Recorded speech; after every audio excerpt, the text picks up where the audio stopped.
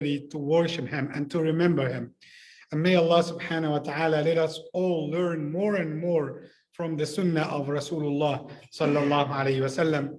And it is the Thursday, and as we used to have every Thursday, alhamdulillah, to talk about the hadith of Rasulullah sallallahu alayhi wasallam. And we had reached to Riyad Al-Salheen, to page number 305.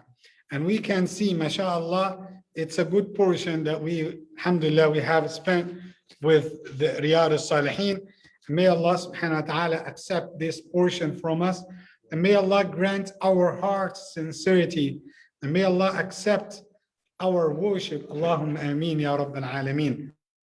And when we talk about the statements of the Prophet Muhammad sallallahu alaihi wasallam, when we talk about the hadith of Rasulullah, it has its importance because Allah subhanahu wa ta'ala said in the Quran, وَأَطِيعُوا اللَّهَ وَأَطِيعُوا الرَّسُولَ. Obey Allah and His Messenger sallallahu alaihi wasallam. So as you obey Allah and you obey His Messenger means that you are stick with His advices, that you are stick with his statements, that you are learning more and more about the hadith and the statements of the Prophet Muhammad sallallahu alaihi wasallam. And not only this, you will be rewarded for learning and for teaching and for conveying the message of Rasulullah.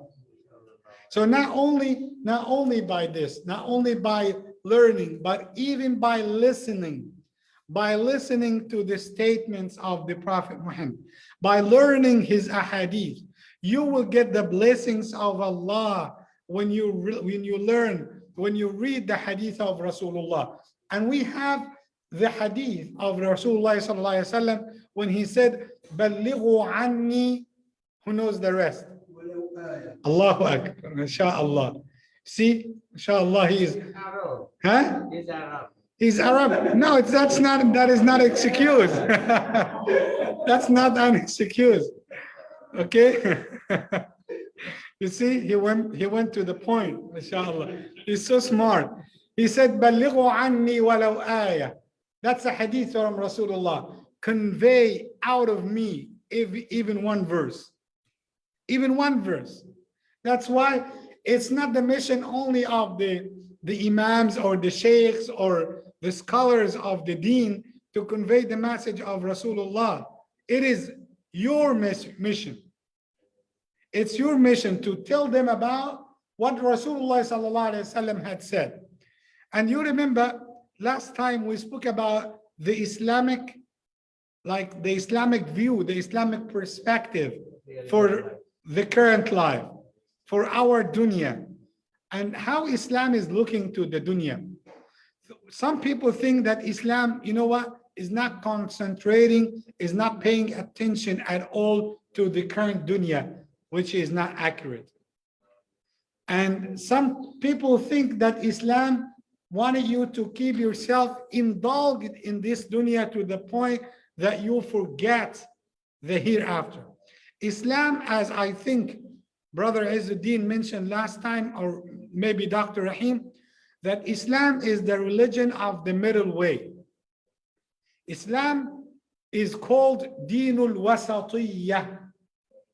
And that is, alhamdulillah, one of the fruits that Al-Azhar taught us. One of the things that Al-Azhar, you can notice this. If you had learned in Al-Azhar, if you got, the teachings of the professors in Al-Azhar, they have that privilege, that special point about learning how to be in the middle way, how to achieve the wasatiyya of Islam, not to be extremists and not to be so reckless about Islam. Islam does not accept you if you became so extreme and you think that is the highest level of worship. And this is my advice for the brothers who just converted and sisters who converted to Islam. Sometimes you take it so tough upon yourself and you feel like you got the slogan I am the one who will raise the slogan. So sometimes when you call others to Islam, sometimes you mess up. Sometimes you don't have the technique, the strategy, the way how to convey the message. And you become so extreme. That's why those people they went extreme and they think that everything is haram and they hate everyone and they think, you know, I told you about the tiny minority, not only in Islam, that is in every section, in every group. It's not only in Islam. We don't want to be that extreme person. And at the same time, we have others. They think they can do anything without any limit, without restrictions. You know, drink in a bar, gambling, have multiple relationships without the limit of Islam, drink alcohol, cheat, steal, take whatever you want, just enjoy your life. And I remember Kaden when he was laughing at me because of my language, okay, but I forgive him when he said that Imam said we are only living once. You remember the term? You all? Yalla? See, he's smiling again. He's laughing at me again. No problem. Just kidding with you. Okay, so it is, they think that we only live once. And that's why we need just to enjoy our life and do whatever we want. Don't be that Muslim or don't be that person and don't be the other person who went extreme. Islam wanted you to be in the middle way. Do not forget your share from this life. Enjoy your life. Spend good time with your family members, with your friends. I told you, the Prophet Muhammad sallallahu alaihi wasallam used to tell what? Jokes. But he used to tell the truth. And what was the joke, for example? Do you have an example? Yes. What? An old lady came to him. Yes, yes. And he said that, you know, She asked him, "Oh Prophet of Allah, pray for me to enter Jannah." Yes. Allah subhanahu wa ta'ala only have people in Jannah who are 33 years old. Yes. She's an old lady, so she said, why ya Rasulullah? How come? Yes. So he smiled, he said, when you enter Jannah, your age will become 33, inshallah, forever, and you will be in Jannah. Okay, perfect. Let me explain to Brian and Jordan because they don't pay attention too much to the lecture, but inshallah, we will not charge you for this, okay, for the current time. But for now, let me explain what happened. An old lady came to the Prophet Muhammad sallallahu alaihi wasallam, and she said, "Oh Prophet of Allah, pray for me that I will enter Jannah." He said, there will not be an old lady in Jannah. She got shocked and she said, that means I will not be in Jannah. And she almost like cried. Then the Prophet ﷺ sent somebody after her and he told her, tell her that when she entered Jannah, she will not be old. Okay? She will not be old because all the people of Jannah will be at the same age. What's this age? 33. And what is that age for whom? For Jesus, peace be upon him. When Allah raised him up, he was in that age, 33. So Allah determined that age to all the people of Jannah to be 33. So you will be 33. Okay? Are you happy? Are you happy with this? Alhamdulillah. Yes. Yes, go ahead.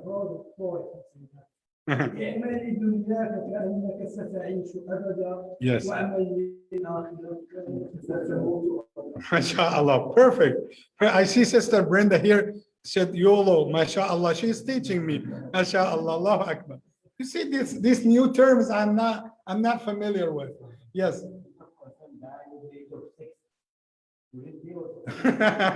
Allah, I was expecting this question from you. If somebody died, let's say at 6 years old, he would be 33? Yes, he would be. Okay, so don't worry. No, no, no. For we have the children of Jannah, the boys of Jannah, who died in a young age.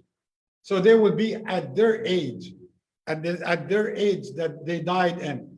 And the evidence for that, on the night journey of the Prophet Muhammad sallallahu alaihi wasallam, he had seen the Prophet Abraham in Jannah, and he had some of the children who passed away when they were young. And what is his mission? What he is doing for them?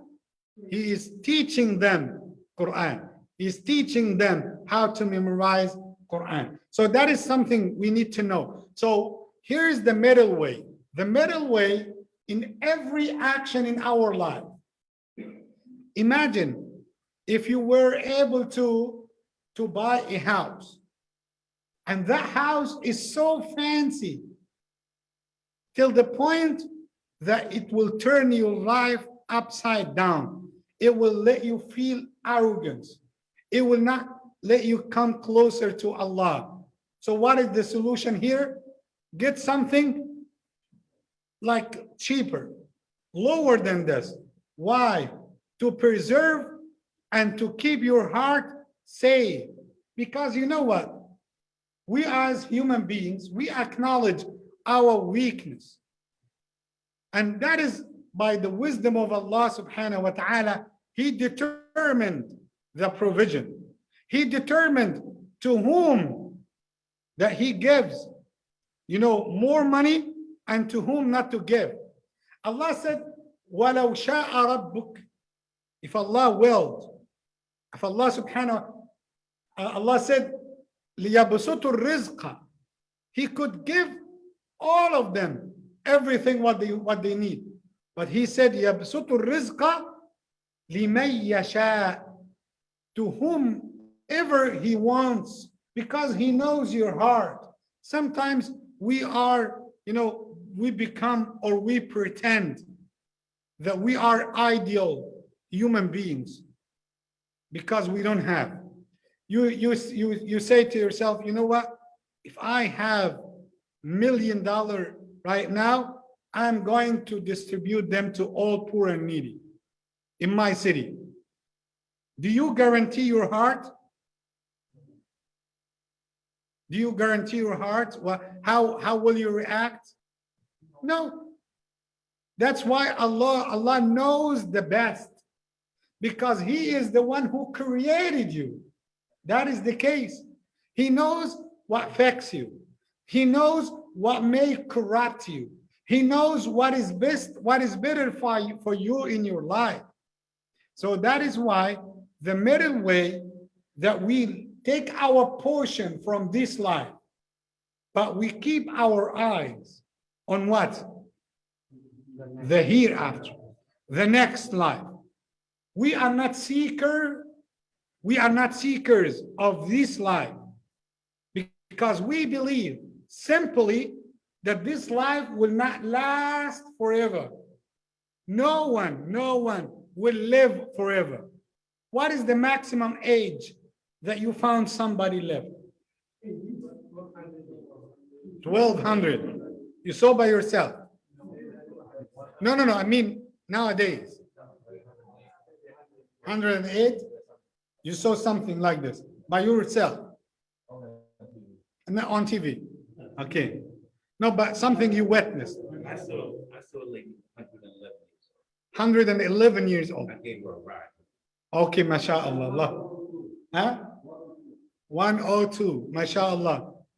So you can see, maybe that is the maximum.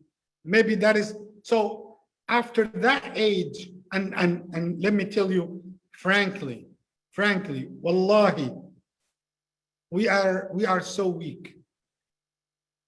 We are so weak. Sometimes when we reach to that age, 100, you see how we look.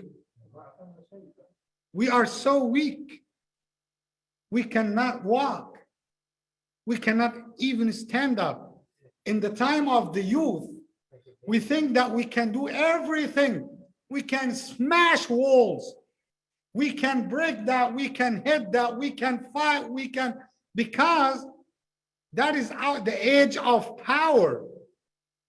But when you move that age and you reach to like 60s, 70s, you know, you will realize your weakness. You will realize, and there is something they called it the merciful killing. Have you heard about this? Someone reached to a certain level of age and he by himself, of course, that is against Islam.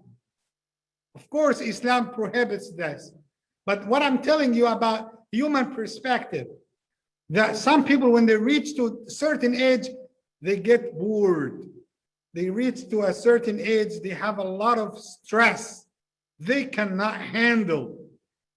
And they are asking for a doctor to finish and to end their life, to end their suffer, which is not acceptable in Islam, of course.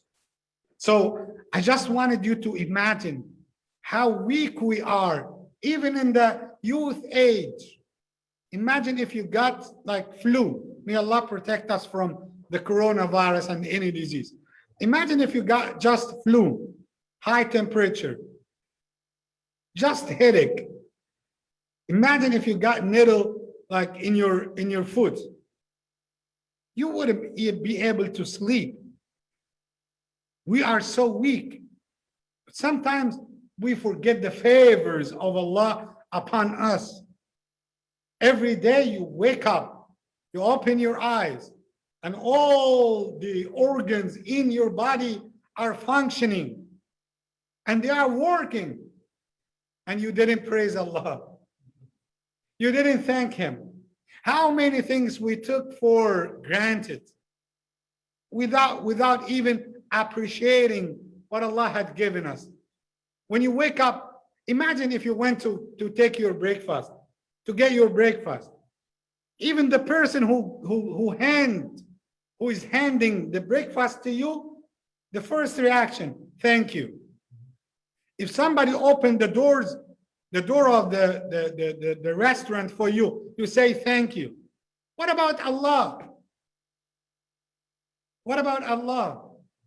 Every single minute, and we have our doctor here, he can explain in details, of course, better than me, about the function, the missions and the jobs that your organs are doing every single second in your body. How about your kidneys?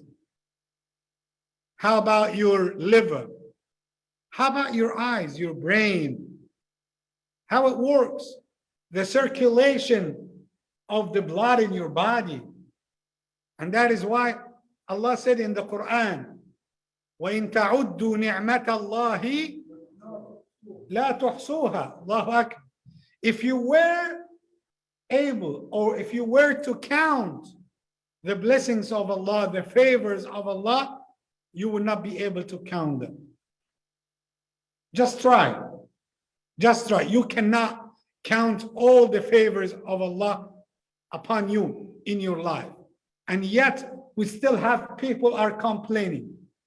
And subhanallah, the sister, for example, the sister has job and she has income. She has house. She has husband. She has family. She has food, security, stability. She is in a good health. She has children. She is successful in the job. She has skills. She has a good relationship with the family members, with relatives, with neighbors, and all these things. And you know what? Because of she cannot find certain type of makeup on Amazon. She might tell you, I don't know, I'm so upset. Allah is angry with me. What? You have all of this, but that's our nature. That's our nature as human beings. We are not appreciating what Allah had given us. Imagine how many things you have in your life. Just give me a number. How many favors? Just give me a rough number. 500. Just let's agree upon this. 500. And how many things you are wishing you need to have? 5, 6, 7. You keep your mind always busy with thinking about what you are missing, not what you have. If you wanted to be thankful to Allah, if you wanted to show the gratitude to Allah, you cannot just think about what you are missing. So how could you will be satisfied? How could you will be content of what you have and you are not appreciating or thanking Allah for the favors that He granted you? If you wanted to get the middle way in your life, and that is the way of the Prophet Muhammad sallallahu alaihi wasallam. You know, yes, go ahead. Is there like something you could say or Yes. Alhamdulillah. No, so there's no like specific thing to say to thank Him for almost like everything. Yes. Yes, Alhamdulillah for everything that He granted us. And you can have that many times, multiple times in your day as a remembrance of Allah. But again, it's not just by uttering, it's not just by lip service. You have to remember. You have, when you wake up, when you look at the mirror, when you go to the bathroom, what's the dhikr? What's the dhikr when you leave the bathroom? Ghufranak. When that is when you enter. When you come back, you say Ghufranak. And in another narration, Alhamdulillah alladhi adhaba anni al-adha wa afani. Alhamdulillah that He took that bad thing out of me. Yes. Imagine if you drank a lot of water and it was kept on you. Could you take it out? No. By yourself, except by the permission of Allah. That's it. That you are praising Allah. Oh, praise be to Allah, the one who honored me by taking this stuff out of me. And you know what? When yes, yeah, and not only this. Remember, that's the order of Allah, not because of how you have the machine itself. Let me explain. Why do you can see me right now? How can you see me right now? Because He will say, if you are talking with an atheist, he will tell you, for example, because you have an eyesight and you have all the mechanism of the eyesight. Okay, how many of people have the same pair of eyes, but they cannot see? How many have both 2 legs and cannot walk? That's the case. You see, because of Allah wanted you to see. Beside that, you have the machine or the mechanism. But the order from Allah. That's the case. His permission first. So I wanted you to reflect upon all of those. How can I be appreciative to Allah without thinking in His ni'mah? Rasulullah sallallahu alayhi wasallam used to teach us about something very important when He even used to eat. He used to eat. Yes, I'm talking about the quantity. 1/3 of his stomach. Brother Khalid is here, mashallah. We're so happy to have him. So he used to eat 1/3 of his stomach. So he divided the stomach into 3 portions. The first third for the food. The second third for water. The third one for air. Okay, for breathing. Okay? Yes, not dessert. Dessert considered food. Inshallah. Nowadays, should I say my comment on nowadays? Nowadays, we fill 100% of the stomach for food, and we rent other stomach from other store. We wanted to keep some of the food in other belly. And we don't even keep any space for water. You know, that's the case. We wish if we can rent another stomach next to us, you know, I can take it with me to, you know, in my car. Because of the appetizer, yes. And you know what, subhanallah, we need to appreciate the ni'mah. One day, Sayyidina Umar ibn Khattab, the close friend of Rasulullah, he entered in the morning to wake up the Prophet of Allah.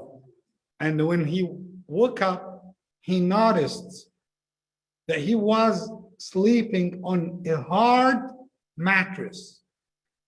And the mattress had marks on his body. So he cried. Umar ibn Khattab cried. And he said, "O Prophet of Allah, you are the best of his creation. And yet you still sleep on this hard mattress. What about the other kings, the other people who are sleeping on the soft mattresses made out of silk? And you are the Prophet of Allah?" Look at what he said to him. I need you to memorize this statement. He said, "Oh Umar, those people are seekers of this current life, but we are seekers of the next life. We don't pay attention too much. We are not greedy for this life.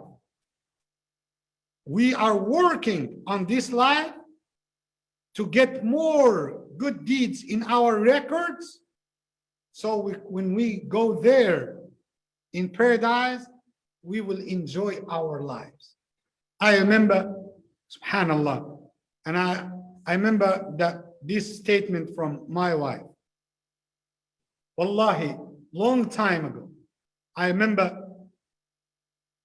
the years that we married, you know, early days and early years when we got married.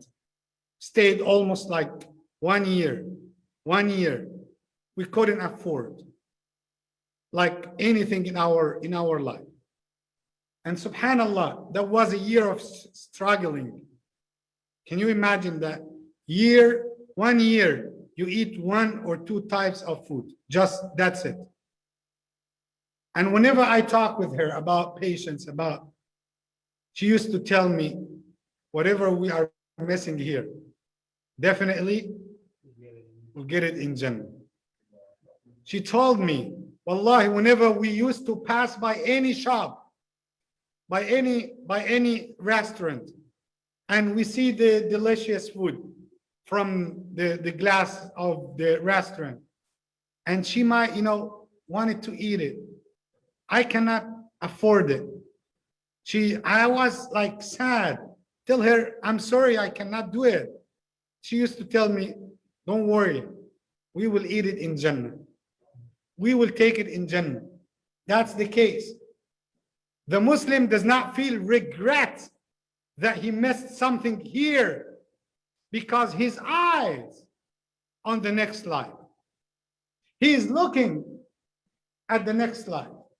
He is a seeker not for this dunya. So whatever you can get here from halal, get it. Whatever you can get from here, from halal, in the current life, get it. Get it and enjoy it. Enjoy it. Do you have the best car? Don't think that I'm telling you, no, I need you all to be poor and needy and be homeless waiting on Trouble Creek on US 19 for a couple dollars. No, no, no. That's not my way. But I'm telling you, do not be greedy and do not let that desire that you get something in this dunya that you could cheat to get BMW. No. It worth nothing in my eyes. If it came from haram, you cannot say, you know what? I got married and I have children. I need to make them happy no matter what. You wanted to get haram and feed your children haram. It seems like you are putting fire in their stomach. And then you will be asked, you will be questioned on the day of judgment about what you brought to your children. And by the way, when you feed them from haram, they will become bad people. Because the outcome of the haram, that Allah will never give you the blessings in your children. And you remember the story of the man, I forgot the name, one of the caliphs. He had one of the imams or one of the scholars came to congratulate him that he became a leader for the Muslims. So he, as I told you, it's part of our deen to seek advice. He told him, I am seeking your advice. So, bima tansahuni, what's your advice to me? The first day, inauguration, it's the day that I became a president. I want your advice. How can I run the office? So he said, أتريد أن أنصحك أتريد أن أنصحك بما سمعت أم بما رأيت? Do you want me to give the advice of what I have heard or what I have saw? What's the difference? Do you know?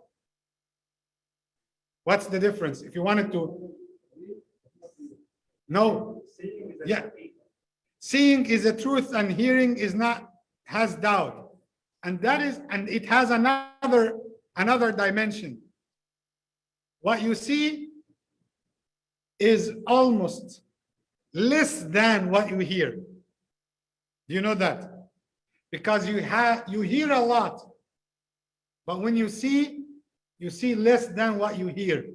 When you hear from others' experience. But when you see, it's only exclusively for your experience. Huh?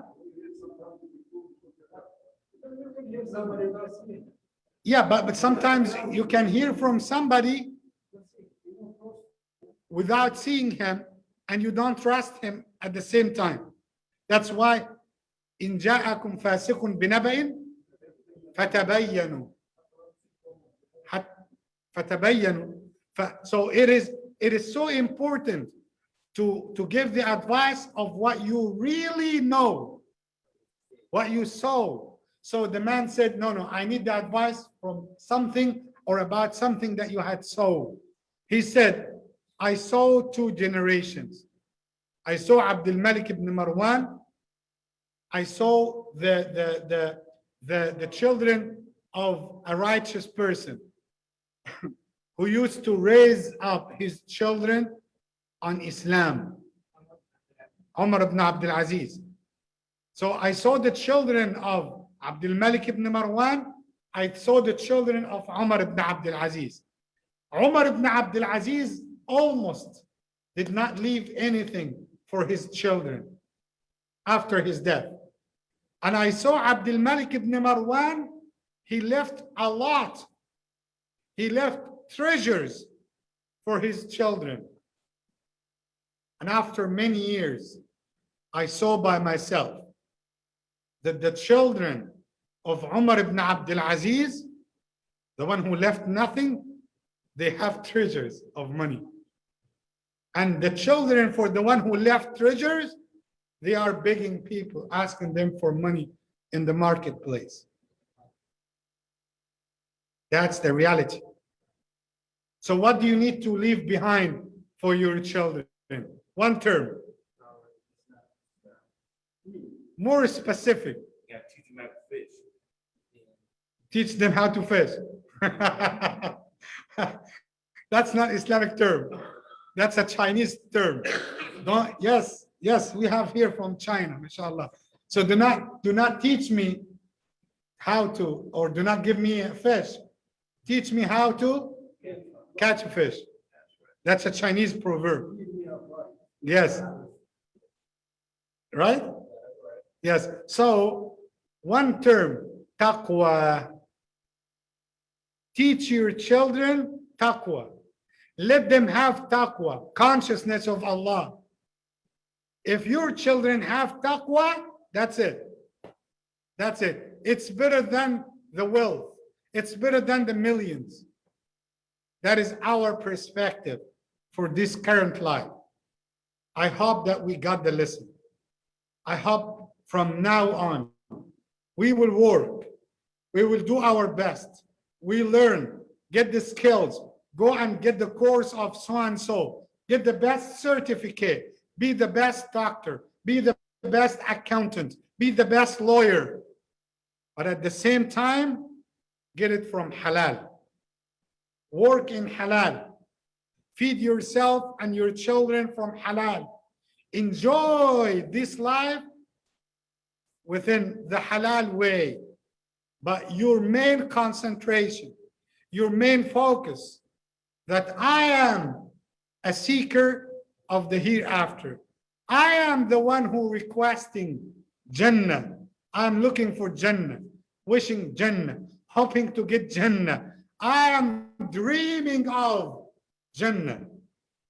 I wanted to be next to the Prophet Muhammad and to the messengers of Allah in Jannah. I need to have the best palace in Jannah. I need to open my balcony, my window, to see in front of me the Prophet of Allah. I need to see, I need my palace to be next to the palace of the Prophet Muhammad in Jannah. May Allah grant us Jannah. Say Ameen. So who needs Jannah? Allahu Akbar. May Allah grant us Jannah. Barakallahu feekum. Jazakumullahu khairan.